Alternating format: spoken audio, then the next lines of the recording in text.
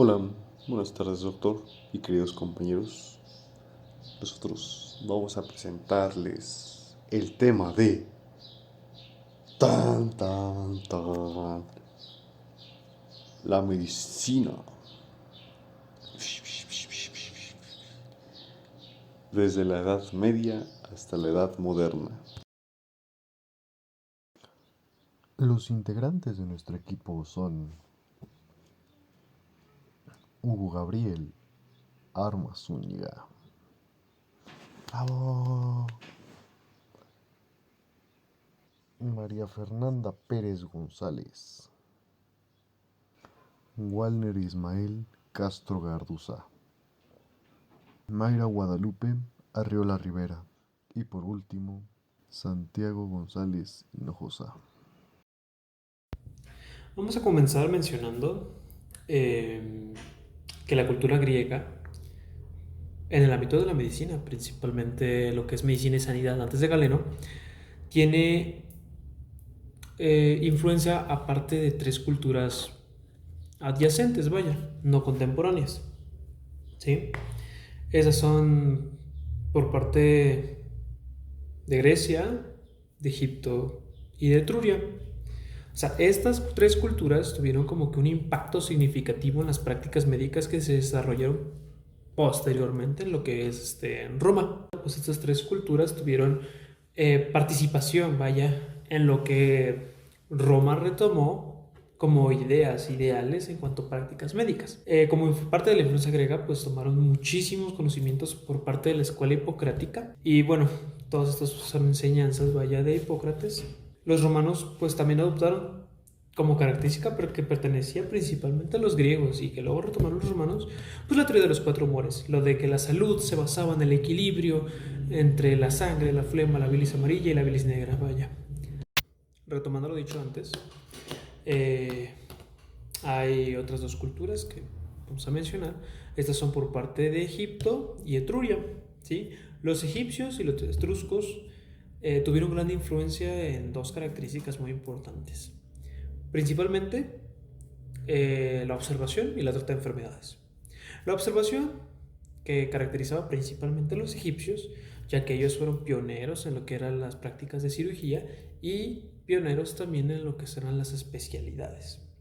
Y por otro lado, los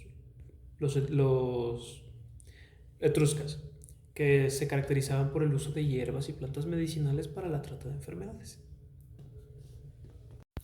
Vamos a mencionar las escuelas médicas romanas, ¿sí? Estas surgieron a raíz de ciertos ideales. Y bueno, vamos a hablar de la metódica, de la neumática, de la ecléctica y bueno, cada uno de sus principales representantes y una que otra obra vaya destacada de cada uno de ellos. Entonces, vamos también a argumentar sobre lo que es el sistema de salud público, ¿sí? Que caracteriza principalmente a Roma. Continuando con las escuelas médicas romanas, tenemos la metódica, fundada por Asclepiades de Bitinia. Esta se, esta se enfocaba principalmente en los métodos prácticos y la observación clínica. Tenemos la neumática, defendida por Agentino de Esparta y Apolonio de Pérgamo.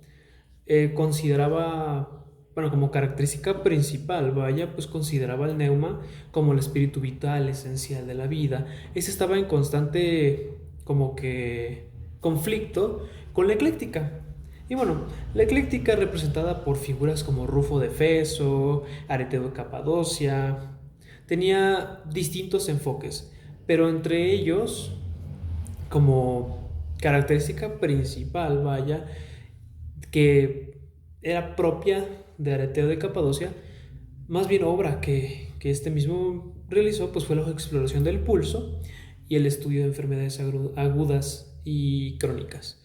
Y en cuanto al sistema de salud pública, bueno, pues los romanos destacaron principalmente que fueron pioneros en la creación de un sistema de salud público, construyendo acueductos, baños públicos, sistemas de alcantarillado, y todo esto principalmente para prevenir enfermedades y mejorar la higiene.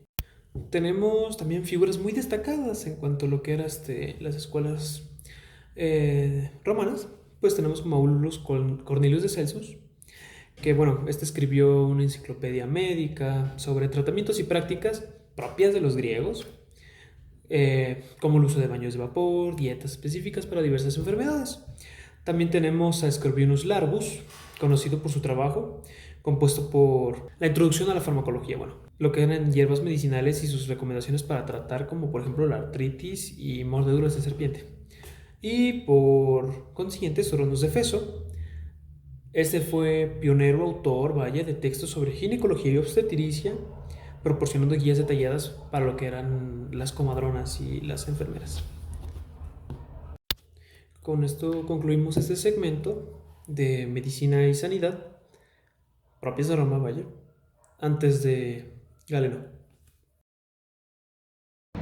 Galeno fue un gigante de la medicina antigua, cuyo trabajo definía la práctica médica durante siglos.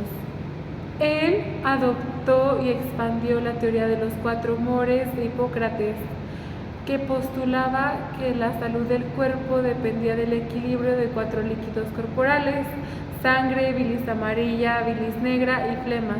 Según Galeno, un desequilibrio de estos humores causaban enfermedades. El tratamiento consistía en restaurar el equilibrio a través de dietas, sangrías y otros métodos. Realizó numerosas disecciones de animales, ya que las disecciones humanas estaban prohibidas, y sus estudios anatómicos le permitieron describir correctamente varias estructuras corporales, aunque también cometió algunos errores. Él escribió extensivamente 500 tratados, aunque solo unos 150 sobrevivieron. Sus obras abarcan una amplia gama de temas, incluidos tratados de anatomía, farmacología, patologías, terapéutica. Algunos de sus textos más conocidos incluyen sobre las funciones de las partes del cuerpo humano y sobre los temperamentos. Sus obras fueron fundamentales para la medicina de la Edad Media. Su enfoque sistemático y su método de combinar observaciones empíricas como teorías racionales lo hicieron destacar. La medicina galénica es la práctica médica basada en las enseñanzas y métodos de Galeno. Desarrolló numerosos medicamentos compuestos a partir de plantas y minerales, además de que su medicina comenzó a ser cuestionada y criticada, aún perdura. Para empezar a hablar del cristianismo primitivo, debemos de entender primero la caída de Roma, ya que el cristianismo primitivo empezó tras la caída de Roma. Hablando más sobre la caída de Roma, tiene 3 razones principales. La número 1 era sobre la debilidad de los emperadores, ya que pues estos no tenían el poder o el impacto que querían hacia la gente, y debido a esto no se recaudaban impuestos, otros pueblos los atacaban fácilmente, como los bárbaros, etc. Y por otro lado, y el que más nos importa a nosotros, son las pandemias, epidemias o pestes, como quieran llamarle. Vamos a empezar hablando de las epidemias que atacaron al Imperio Romano. La primera de ellas se le conoce como peste romana, la cual, según los datos que se tienen registrados, sucedió en el año 79. Sus principales consecuencias de esta peste fueron la destrucción de las ciudades de Pompeya y Herculano. La segunda peste más importante fue la peste de Orocio, que sucedió aproximadamente en el año 125 después de Cristo. Esta peste sucedió en la costa de África, la cual se estima que tuvo alrededor de 1 millón de muertes. Seguimos con la epidemia de Antonino, la cual sucedió aproximadamente en el año 165 a.C.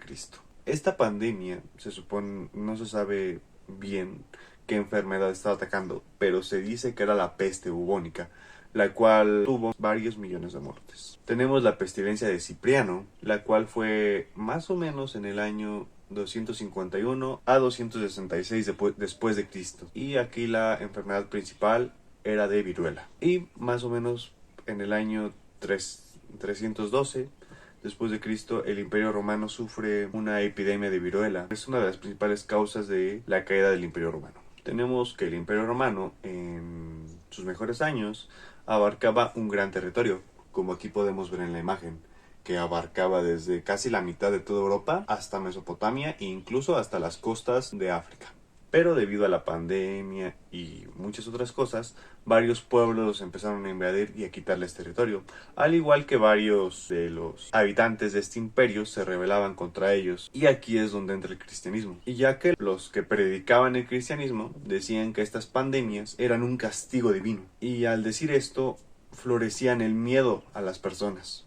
Y más que nada los profetas decían que no había que preocuparse mucho por la salud del cuerpo, sino más bien por la salud del alma. Y gracias a estas pandemias les empezaron al pueblo del Imperio Romano, los cristianos les empezaron a meter, por así decirlo, ciertas creencias, como la ideología de prueba o castigo. Bueno, esta ideología se tenía la idea de que si a una persona le tenía cierta enfermedad o le pasaba algo malo, era por una razón, ¿no? Que, por así decirlo, estaba pagando por algo que hizo, que tenía que pagar todo lo que había hecho en vida y ya podía ser premiado en el más allá.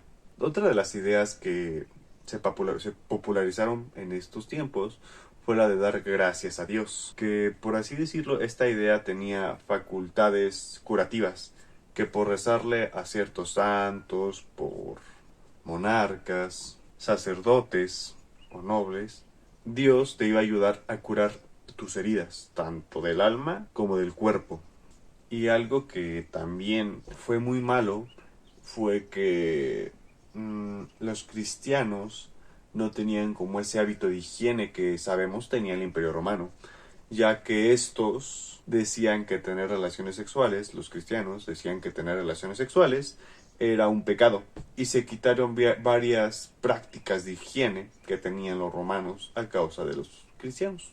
También algo muy interesante son los hospitales. ¿Cómo eran los hospitales cristianos? Aquí el que se hacía cargo de ciertos hospitales era el clérigo, que más que ser hospitales eran como instituciones sociales, que habían sido fundados al final de la decadencia romana. Los primeros hospitales se asemejaban a casas u hospicios. Si no sabes qué es un hospicio, es algo como esto, donde los enfermos recibían albergue, pero no todas las personas podían llegar a estos hospitales a quedarse, sino que tenían que ser de ciertos grupos de personas, como lo son ancianos, viajeros, mujeres embarazadas o huérfanos. La medicina árabe, también conocida como la medicina islámica, este periodo denominado la Edad de Oro del Islam, fue crucial para la transmisión y expansión del conocimiento médico. En la religión musulmana, la fuente de todo lo era Alá, y se creía que al oponerse el hombre a la divina voluntad era castigado con enfermedad. Las enfermedades también podían ser obra de los espíritus malignos. El Corán percibía estrictamente las reglas de higiene personal, lavado frecuente del cuerpo, especialmente después de la excreción y antes de la oración, además del cambio frecuente de vestido. La circuncisión consistía en un rito obligatorio y prohibieron estrictamente la disección anatómica. Entre las grandes figuras médicas estuvo Hanbin ibn Ishaq, a quien se le atribuyeron 10 tratados, que el más famoso texto, 10 tratados del ojo, y su más famoso texto fue el de oftalmología. En esta época aún reconocían y tenían gran respeto las obras de Hipócrates y de Galeno. Reyes deploró las prácticas médicas deshonestas, abogando con una franca relación entre el médico y el paciente. Reunió la mayor parte del saber médico de su tiempo en una obra monumental de 20 tomos, el Hawi, o el Conteniente, que se trataba de los cálculos renales, de anatomía, en la que descubrió el número recurrente, la espina bífida, el uso del intestino del animal en las suturas y la introducción de un ungüento mercurial. Otra de sus obras famosas fue sobre la viruela y el sarampión, en la que por primera vez se describieron con claridad estas dos enfermedades, aconsejando como tratamiento la purificación de la sangre. A estas dos enfermedades las consideraba como una variante de un mismo proceso fisiológico, pero por el que debían pasar todos los hombres. Ali August, autor de una enciclopedia de 20 tomos titulada Kitab al-Malik, que hablaba sobre la teoría y la práctica de la medicina. Este fue un clásico de la medicina árabe, hasta que un siglo más tarde fue reemplazada por el canon de Avicena. Avicena suele ser considerado el Galeno del mundo islámico. Sus libros fueron considerados por los médicos de esa época como la guía más segura para la curación de las dolencias. Este consistía de un contenido sistemático, el cual contaba con la exposición de 4 elementos, 4 temperamentos y 4 humores que constituían el contenido de los vasos. Además de que se exponía la fisiología, la anatomía general. Avenzoar. Su obra máxima fue el libro de la ciencia de curar el régimen. Distinguió entre enfermedades cardíacas primarias y secundarias. Describió la pericarditis, la parálisis de la faringe y la otitis media. Entre sus aportaciones geniales está la referencia al ácaro que produce la sarna. Maimónides escribió un tratado sobre las hemorroides, sobre los antídotos, una disertación sobre el asma y sobre las relaciones sexuales. Además de un texto sobre la dietética, higiene y climatología, que por los siglos fue considerado una obra maestra. La alquimia fue uno de los pilares de la medicina de la época. Las escuelas árabes introdujeron en la medicina un gran número de drogas, hierbas y elementos químicos, dando un gran impulso a la farmacéutica. Pilares minimalistas eran muy avanzados para su tiempo. Brindaban atención médica gratuita y había centros de formación médica. Uno de los más famosos fue el Hospital de Bagdad, fundado en el siglo IX.